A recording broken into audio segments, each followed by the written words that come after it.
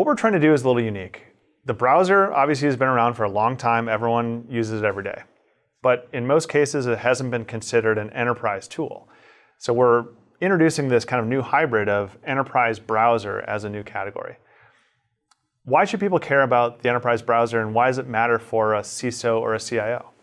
I think that's a great question. And I think to really dive in, we have to take a look at the evolution of how the browsers kind of evolved at work, right? So when I started my career, we kept a browser on the desktop, not because it was fundamental to how I was going to do my job, but because they wanted to extend a little bit of personal behavior inside your working hours, right? So the browser became, I'm going to go check the news, I'll check the school calendar, I'll check the things that are important in my personal life. Because not a lot of work really revolved around the use of a browser. Yeah, we could research competitors, we could look at other companies, we could look at products, but it wasn't functional to our work. And then we started to see more and more web applications, and we just started to see more and more SaaS.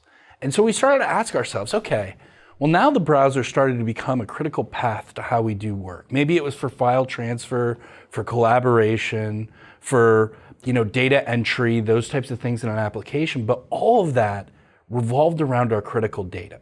And we started to say as an organization, oh, things can start to move out of our organization through the browser. We got to start building in security.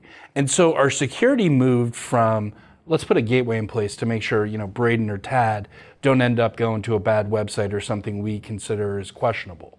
Now security is, we have to make sure not only do they not go to a bad website, but when they hit a good website, that the data they push or upload or move isn't something that's going to cause a IP theft or cause a data leak or something like that. And so we started instrumenting individual security controls around the browser. Typically those existed on the network, or they existed in the gateway, or as it evolved over time, they existed on APIs to SaaS and cloud applications through capabilities like CASB.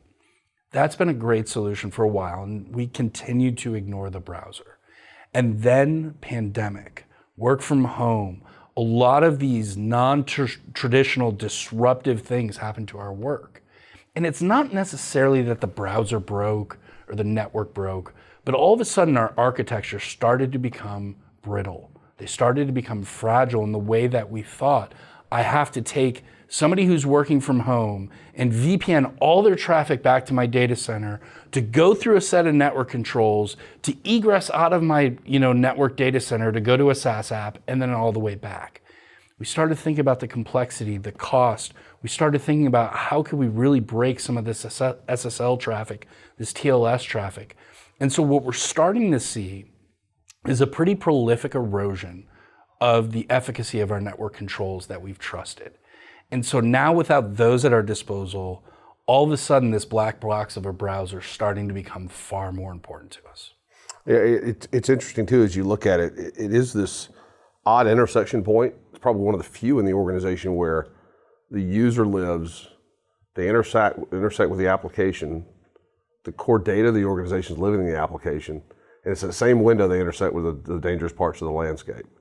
So, it's really interesting because as you look at it, as the users interact with the applications, the browser window is that portal where they're spending all their time putting things in and getting things back out. It's a point in time where it makes logical sense to consider what the browser could be in that place where the user is living amongst those factors. And to Brian's point, you've got this hybrid worker, and if you really pull yourself back, you look at where do they live every single day? They live inside the browser.